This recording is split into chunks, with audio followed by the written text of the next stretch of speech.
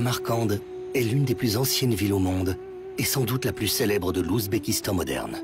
Située au sud-ouest du pays, elle a été fondée en 700 avant Jésus-Christ et fut connue successivement sous les noms d'Afrasiab et Marchanda. Son histoire est indissociable de celle de la route de la soie. En effet, Samarcande est devenue le principal carrefour commercial de ce réseau de routes qui s'étendait sur plus de 10 000 km entre la Chine et la Méditerranée. Pour comprendre le passé glorieux de cette ville, replongeons-nous en 1370, lorsque celle-ci était la capitale des Timurides. L'empire d'Amir Timur, connu en Europe sous le nom de Tamerlan, et de ses successeurs, dépassera par sa taille celui du fameux guerrier mongol Gengis Khan. Il s'étendait de la Turquie jusqu'au nord de l'Inde, en passant par l'Irak et l'Iran. Timur, ce guerrier dévot musulman et homme d'État légendaire, a résumé l'esprit et le rêve de cette ville en une phrase. Nous pouvons voir la puissance de mon empire grâce à ce que j'ai construit. Amir Timur a contribué considérablement au développement des arts et de l'éducation et a laissé à la postérité des chefs-d'œuvre d'architecture monumentaux. Nous sommes devant le mausolée, connu sous le nom de Gour-Emir. C'est la sépulture familiale des Timurides. Ce bâtiment a été construit à la fin du XIVe siècle et a subi des fortes influences de l'architecture iranienne. C'est la sépulture familiale où a été enterré Timur lui-même, ses deux fils, deux petits-fils. Au niveau de l'architecture, c'est assez particulier. Deux premiers bâtiments qui faisaient partie de l'ensemble ne se sont pas conservés. C'était une médersa et une honako. Mais le mausolée lui-même, avec les sépultures de Timur et des Timurides, s'est parfaitement conservé jusqu'à nos jours.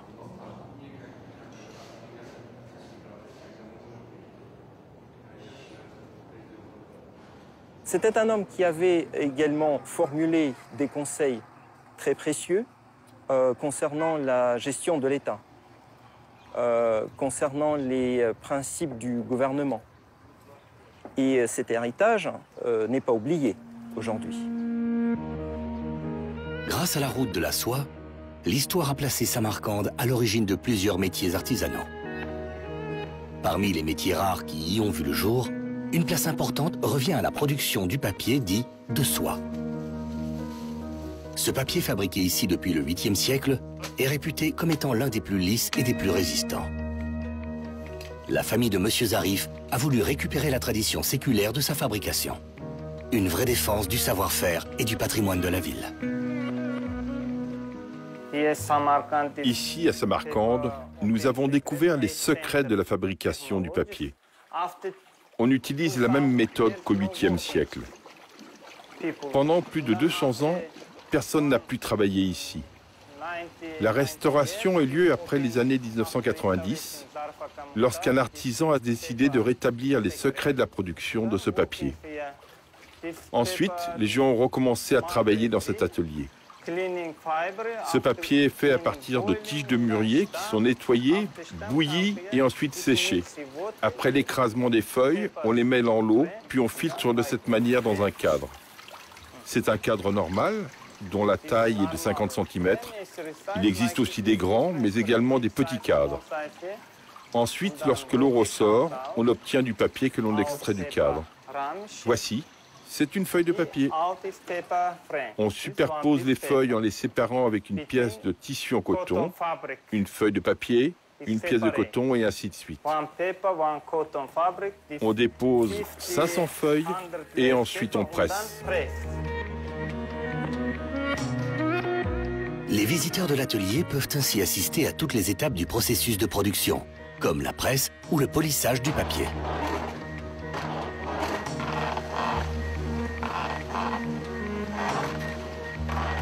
Ce sont ces techniques de fabrication qui lui permettent de résister à l'épreuve du temps, siècle après siècle.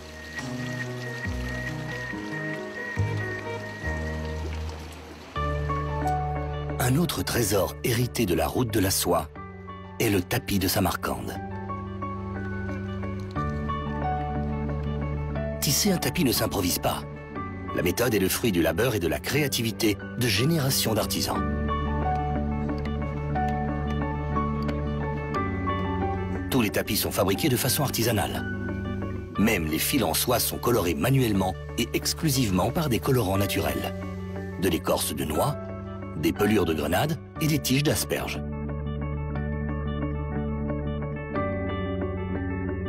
Aujourd'hui, ils sont en train de faire bouillir des fils de soie avec de la pelure de grenade.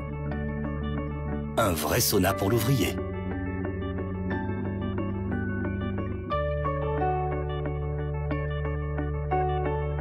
Colorés de cette manière, les fils gardent longtemps leur couleur originale et acquièrent avec le temps une certaine teinte dorée.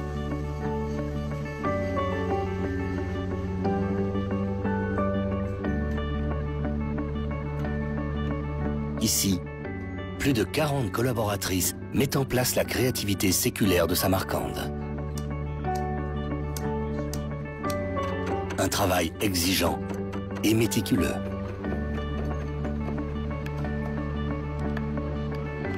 Le plus ancien tapissier de Samarcande est un Afghan âgé de 98 ans. Monsieur Mohamed Ewaz Bagdizi nous guide dans son atelier. T'as besoin de combien de temps pour faire un tapis? Elle a dit 6 mois. 6 mois. Bienvenue chez les Zoïdov, défenseurs du pain traditionnel de Samarcande. Célèbre pour son goût exceptionnel, il a la propriété de se conserver pendant longtemps sans rassir. Il se dit que ce pain doit être bon à manger pendant 3 ans. Vendu sur les marchés, sa fabrication se fait en famille, à la maison.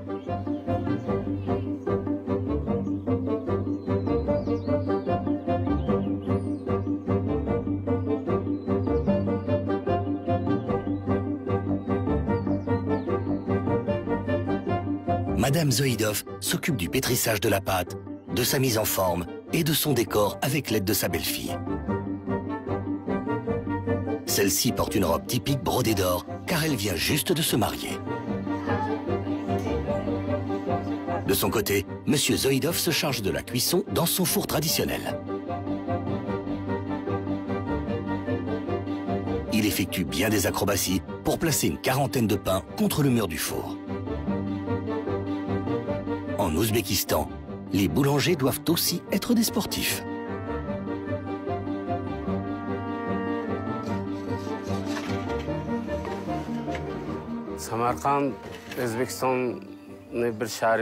Ici, à Samarcande, depuis les temps anciens, le pain est très cher au cœur du peuple ouzbek.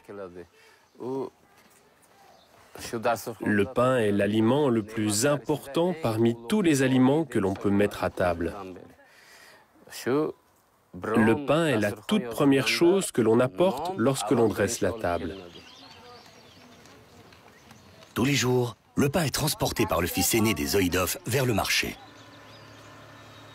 Comme d'habitude, il retrouve toujours des clients à mi-chemin. Après quelques minutes de marche, c'est ici, au bazar de Siad, que lui et sa mère vendront le pain. Chaque quartier a son marché, mais le plus emblématique est le bazar de Siad, ou Siabski, comme disent les russophones. Ici, nous retrouvons le même esprit que celui décrit dans les récits de l'époque. Une vraie ambiance musicale, des marchands qui hurlent et une multitude de produits colorés. En dehors du pain, on trouve bien sûr de nombreux légumes et fruits, notamment les fameuses pastèques et melons ouzbeks, ainsi que plusieurs épices apportées autrefois par la grande route de la soie. Découvrons les 12 épices indispensables à la cuisine ouzbek. Ça, c'est coriandre, le grain de coriandre en moulu, gingembre séché,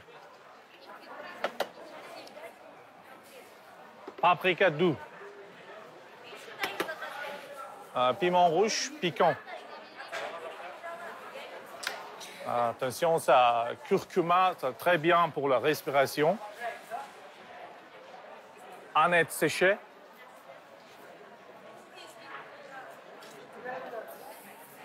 Un petit origan sauvage. Anis étoilé en moulu.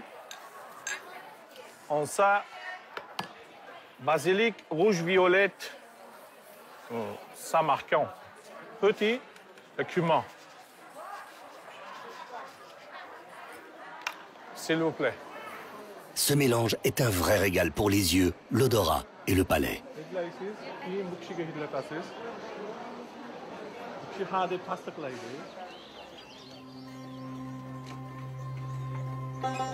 Au-delà du commerce, La route de la soie qui sillonnait le continent eurasiatique a permis la diffusion d'idées et de valeurs, de cultures et de certaines connaissances. L'enrichissement et le progrès technologique qui en résultaient ont fortement contribué à l'épanouissement et à l'évolution des civilisations. Ulugh Beg en est un des responsables.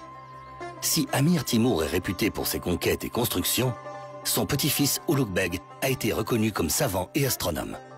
Il a construit plusieurs écoles supérieures, des madrassas, afin, comme il le disait, d'instruire l'esprit des musulmans et musulmanes. Amoureux des sciences et du ciel, il construit l'œuvre de sa vie en 1428, le plus grand observatoire au monde. L'instrument principal de l'observatoire, le sextant, c'était une 6e partie du cercle, long de plus de 70 mètres. Et cet instrument était utilisé pour mesurer les angles. L'astronome qui était là et qui pouvait descendre en bas ou monter en haut pour mesurer les angles des étoiles. Et c'était les dimensions gigantesques de l'instrument qui permettaient d'avoir une très haute précision de données obtenues. Ulugh Beg a réussi à calculer la position de 1018 étoiles et rédiger un ouvrage majeur, les tables sultaniennes, qui fascineront le monde scientifique jusqu'à nos jours. Ulugh Beg a régné pendant 40 ans au total. C'est un terme considérable pour cette époque-là, mais vers la fin de son règne, c'était son fils aîné, Abdou-Latif, qui s'est révolté contre lui. Ulugh Beg a perdu dans la lutte pour le pouvoir, a été détrôné et peu de temps après assassiné. Samarcande est une ville de légende. Ici, chaque pierre, chaque bâtiment témoigne de la splendeur de son passé. Chaque quartier, chaque visage de la ville révèle quelque chose de la route de la soie et de son héritage.